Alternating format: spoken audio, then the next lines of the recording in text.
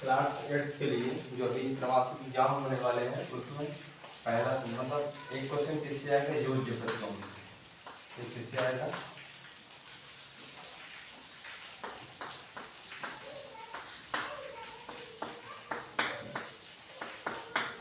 योज्य प्रतिलोम से। ठीक है, योज्य प्रतिलोम का मतलब क्या होता है, यदि कोई प्लस में है उसको क्या कर देना है माइनस में, कोई माइनस में तो उसको कितना कर दोगे प्लस में, बस इतनी ही बात है योज्य प्रतिलोम में। ठीक है, फिर दूसरा और एक क्वेश्चन क्या आएगा, इसमें आएगा गुणधर्म बताने के लिए, गुणधर्म बताने के लिए। ठीक है, गुणधर्म में जैसे क्या बोलते हैं, मान के चलो जैसे 3/6 लिखा है, जिसका गुणा कर रहा है 6/3, मतलब ये क्या है, गुणन प्रतिलोम है। क्या है, गुणन प्रतिलोम। देखो गुणा भी हो रहा है, ये गुणन हो गया, और प्रतिलोम का मतलब क्या होता है, उल्टा होता है, इसलिए ये कौन सा गुणधर्म हो गया, गुणन प्रतिलोम। ऐसे ही गुणधर्म का क्वेश्चन भी आएगा, ये एक पार्ट से आएगा। ठीक है, और तीसरी बात चीजें क्या होगी, जैसे समीकरण से बहुत सारे क्वेश्चन बने हैं। किससे बने हैं, समीकरण से।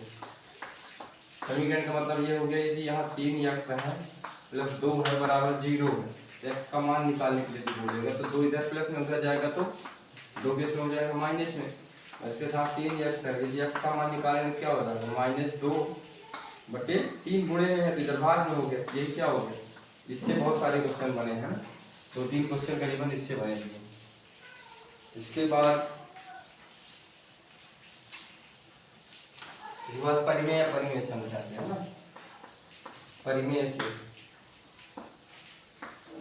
परिमेय संख्या मतलब ये हो गया कि जो जैसे अंडर रूट में है कि यहाँ 16 है, मतलब ये हो गया 4 गुणे 4, 4 2 बार है, इसलिए 4 1 निकल गया, मतलब जिसका वर्ग निकलता है वो क्या कहलाएगा, परिमेय।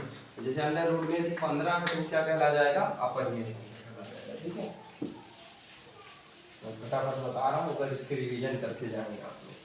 ठीक है, जैसे खाली स्थान, जोड़ी मिलाए, शब्द शब्द है, तो आपके में सिर्फ विकल्प खाली स्थान बचा गुणधर्म। और दूसरा क्या चीज है, एक है जैसे ये प्लस माइनस का क्वेश्चन, मान के चलो यहाँ 3/7 दिया है, प्लस है या फिर माइनस है, 2/4 है, इसका क्या करोगे, सीधा इसका गुना इधर, इसका गुना इधर, और नीचे का गुना नीचे से, तो ये सब सॉल्व हो जाएगा। ठीक है, इसके 1-2 क्वेश्चन है, इसके कितने नंबर के, 2 नंबर के क्वेश्चन है, एक प्लस से आया है और एक किससे आया है, माइनस से आया है। ठीक है, इसके बाद 2 पार्ट से मैंने वैसे ही बता दिए, समीकरण से आया है। मान के चलो यहाँ लिखा है 3t बराबर 4, तो t का मान कितना आ जाएगा, 4/3। ठीक है, 4/3। वैसे t ये समीकरण वाला करीबन कितने नंबर का आया है, 3 से 4 नंबर का समीकरण से क्वेश्चन आया है। ठीक है, जैसे मान के चलो एक क्वेश्चन समीकरण से मान के चलो एक क्वेश्चन दिए हैं, जैसे m-1/2 और इधर क्या हो गया, बराबर में 1 - m-2/3, 3। ठीक है, इसका गुना इधर होगा, इसका गुना इधर हो गया। ठीक है, फिर दोनों के बटे में आ जाएगा, तो जैसे ये क्या हो जाएगा, 2m - m-1/2, यहाँ हो जाएगा क्या, 3 -m-2/3। अब इसका फिर क्रिया गुणा कर दो, तो ये हो जाएगा 3 दूनी 6m - 3m - 3, ये हो जाएगा 2, 3 दूनी 6 - 2m - 2। ठीक है, ये क्या हो जाएगा, 6m है, 3m घट गया तो कुछ कितना बचा, केवल 3m - 3 बराबर 6। अब 6 माइनस का उधर गया तो प्लस का हो गया, तो 6 3 9 हो गया डायरेक्ट। ठीक है, ये सॉल्व हुआ। तो और ये 2m है माइनस का, इधर आया तो प्लस का 2m, और 9 - 2, 3 और 2 5, और ये कितना घट गया तो कितना हो गया, 7। तो m बराबर कितना हो गया, 5/7। m बराबर कितना हो गया, 5/7, 5/7। ठीक है, इसके बाद और क्वेश्चन इससे भी बने हुए हैं,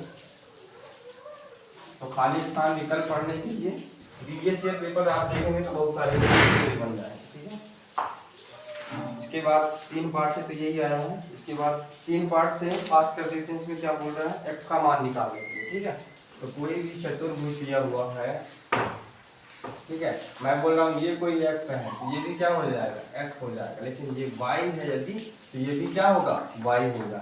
ऐसे करके तो यदि टोटल कोई सर्कल का कितना मान होता है 360 डिग्री, यदि मान के चलो इसका मान दिया हुआ 3 का, जैसे x का दिया है, y का दिया है, और मान लो ऐसे कर लेते हैं यदि x y और z, और इसका मान के चलो a दिया हुआ है, तो क्या करेंगे x plus y plus z बराबर कितना हो गया 360।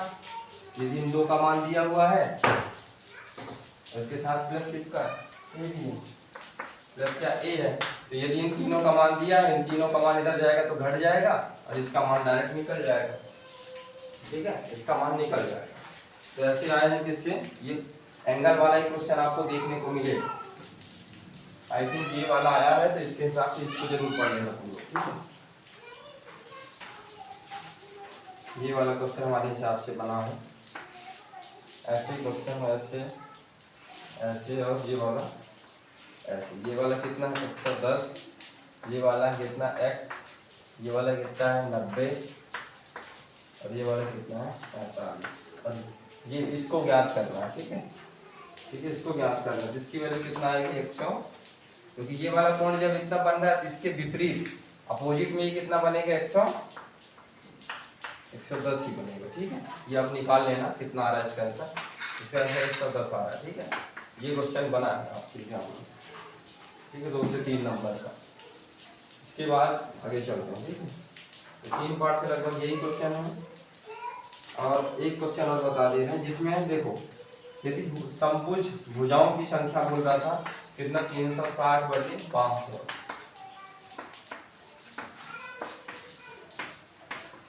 ठीक है, इसमें भुजाओं की संख्या निकालने के लिए बोलेगा, ये क्वेश्चन आया है। ठीक है, भुजाओं की संख्या, ये क्वेश्चन भी आपको पढ़ के जाना है। ठीक है, भुजाओं की संख्या निकालने के लिए आया, 5 कोण जिसमें दिया रहेगा, भुजाओं की संख्या निकालना। इसके बाद 5 पार्ट है, 5 पार्ट से वही बोल रहा था जो आंकड़ा वाला आया, एक ऐसे, ये ऐसे, फिर ये ऐसे, इससे क्वेश्चन बना हुआ। ठीक है, जो कि 4 नंबर का, इसलिए बोल रहे हैं ये आंकड़े वाला पढ़ के जाना है आपको। ठीक है, पाई चार्ट से क्वेश्चन नहीं बने हैं। इसके बाद आखिरी बता रहे हैं 6 पार्ट में। ठीक है, आखिरी 6 पार्ट से जो क्वेश्चन बने हैं वो वर्ग और वर्गमूल। मान के चलो क्या है, मान के चलो यदि 16 का बोल दिया वर्ग निकालने के लिए। ठीक है, तो 16 का वर्ग मैंने पहले निकालना सिखाया है कि इसका वर्ग निकाला है, मतलब इसका 2 बार, इसका 2 बार, एक एकदम 1 और 6 संगे 36, और इनका आपस में गुणा करो, 1 6 6 गुणा करना है, 6 दूनी 12, 12 इसमें ऐड कर दो, आंसर आ जाएगा। तो 6 3 2 5 और 2 256। ये वर्ग निकालने के लिए आएगा, इसको ऐसे निकालना है। ठीक है, ये क्वेश्चन, ये 2 क्वेश्चन आए हैं वर्ग निकालने के।